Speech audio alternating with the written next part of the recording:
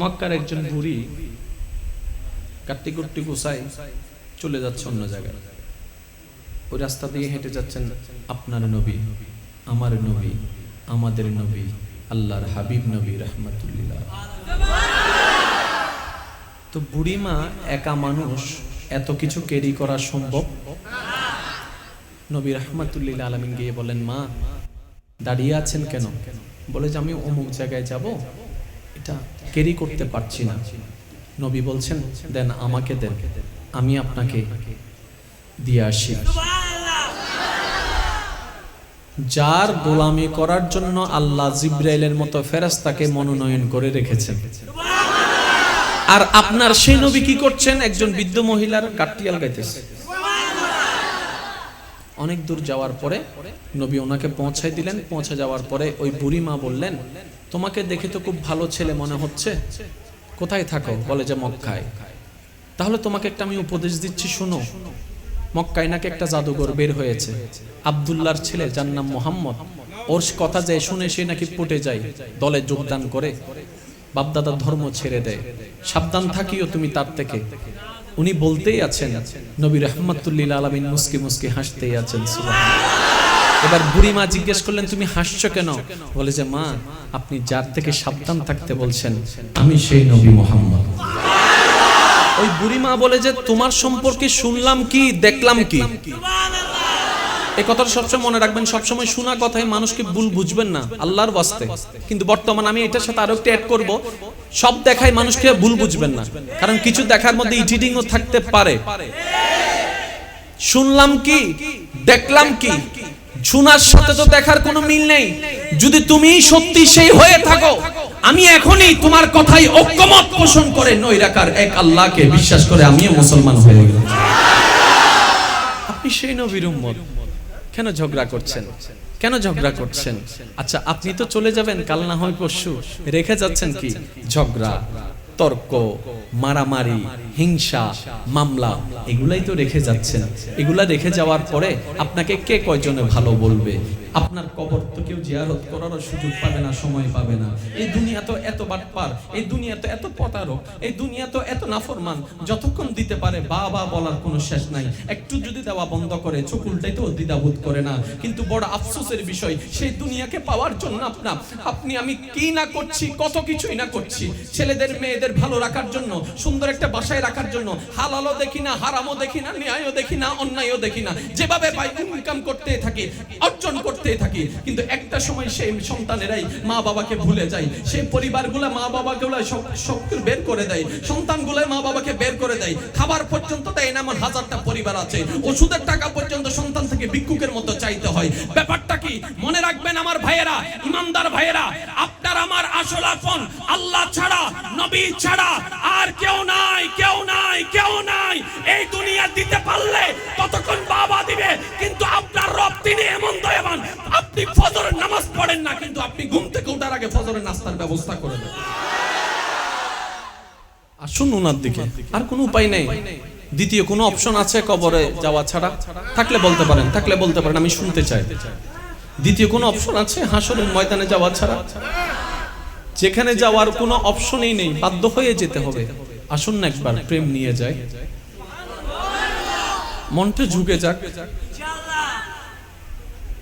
এর মানে এই নয় যে আপনি পরিবারের জন্য করবেন না, করুন, নিজের জন্য তো কিছু করুন।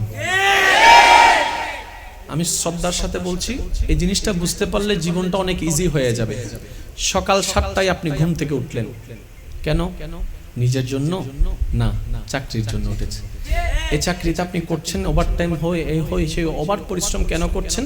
10টা টাকা যেন বেশি পান, পরিবারকে যেন দিতে পারেন। আপনার জন্য 200 টাকা 300 টাকা ডেইলি হলে হয়ে যাচ্ছে, কিন্তু আপনি 1000ও কিন্তু ক্ষান্ত হচ্ছেন না, শুধু আপনার পরিবারের জন্য। তার মানে এখন টোটাল হিসাবটা একটু অঙ্কটা কষে ফেলি, আসুন, কষ্ট যদি না হয়। এবার সকাল 7টা থেকে আপনি রাতের 7টা পর্যন্ত যত ডিউটি করেছেন সবকিছু মধ্যে আপনি নিয়েছেন 2%, আর বাকি 98% আপনি পরিবারকে দিচ্ছেন। স্ত্রীকে, সন্তানকে, সম্পদকে, তারপরে ওষুধকে, বিভিন্ন ভাবে আপনি দিচ্ছেন। এবার আপনি একটু মনোযোগ দিবেন। আপনি 28 দিন চাকরি করে মারা গেলেন। কতদিন? এবার আপনাকে আপনার পরিবার রেখে আসবে কোথায়? 3 দিন 4 দিন পরে আপনার স্ত্রী কিংবা পরিবার ওই ফ্যাক্টরির মালিকের কাছে যাবে কি যাবে না? গিয়ে কি বলবে? এবার বস জিজ্ঞেস করছে কিসের বেতন, আপনি তো আমার কর্মচারী নন। তখন তিনি বলবেন আমার স্বামী কাজ করেছে, আমার বাবা কাজ করেছে, ওটার বেতন দেন। এবার মালিক তো কখনো জিজ্ঞেস করবে না কিরে চাকরি তো করেছে অন্যজন, বেতন কেন তুমি নিচ্ছ? ঘাম তো জড়াইছে অন্যজন, বেতন কেন তুমি নিচ্ছ? এই কথা তো কেউ বলবে না। তার মানে হচ্ছে মালিকও জানে এই মানুষটা এতদিন অন্যের জন্য কামলা খেটেছে। আপনি করে যাবেন, বেতনটা আপনার স্ত্রী সন্তানরাই নিবে। এবার আমি আপনাকে প্রশ্ন করি, ভাই আপনারটা কই?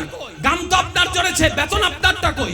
শক্তি তো আপনার জড়েছে, বেতন আপনারটা কই? এবার আপনি কবরে শুয়ে দেখলেন আপনার বেতন পরিবারে নিয়ে যাচ্ছে, আপনার ঘর পরিবারে নিয়ে যাচ্ছে, আপনার ব্যাংক পরিবারে নিয়ে যাচ্ছে। এবার আপনি কবরের মধ্যে বসে বসে হা হুতাশ করলেন, হাই আফসোস, সবার জন্য জোড়াইতে জোড়াইতে নিজেরটাই তো হারাই ফেললাম।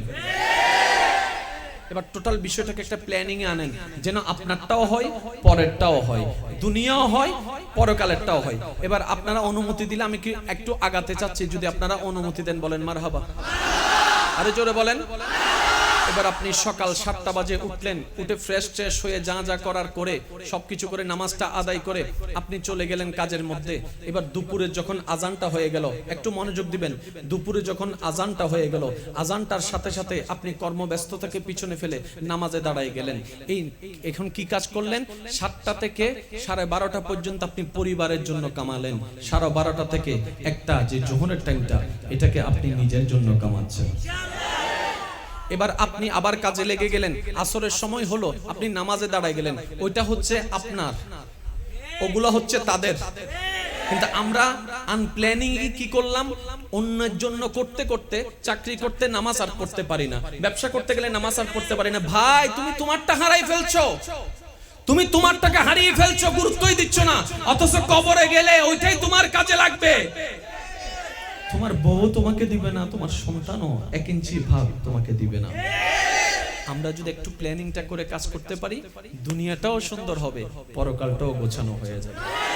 আপনার নবী কি বলেছেন? পরিবারকে সময় দিও না। আপনার নবী কি বলেছেন? স্ত্রীকে মায়া মহব্বত করিও না। আপনার নবী কি বলেছেন? সন্তানের হক আদায় করিও না। নবী বলেছেন তুমি যদি স্বামী হয়ে স্ত্রীর চেহারার দিকে তাকাই মুস্কি হাসো, এটাও তোমার আমলনামায় সদকায়ে জারিয়ার সওয়াব লেখা হবে। তুমি তোমার স্ত্রীর জন্য, পরিবারের জন্য, মা বাবার জন্য কিছু যদি ব্যয় করো, হালাল উপার্জন থেকে ব্যয় করো, রব্বে কারীম হাসরে ওইটা তোমার হিসাব নিবে না, ওই হিসাবটা মাফ করে দিবেন। কত অপরচুনিটি! সেজন্য আমি প্রায় সময় একটা কথা বলি, আমরা এমন রবের বান্দা হয়েছে যিনি অসীম দয়াবান। আমরা এমন রবের বান্দা হয়েছে যিনি রহমানুর রহিম, বড় করুণাময়, যার ভান্ডারে কমতি বলে কোনো শব্দ নেই, আর যিনি কিপটাও না। দুইটা কথা বলছে, একটু খেয়াল করবেন। যার ভান্ডারে কমতি বলে কোনো শব্দ, দ্বিতীয় নম্বর কথা, যিনি কিপটাও না, যে চাইলে দিবে না তা না।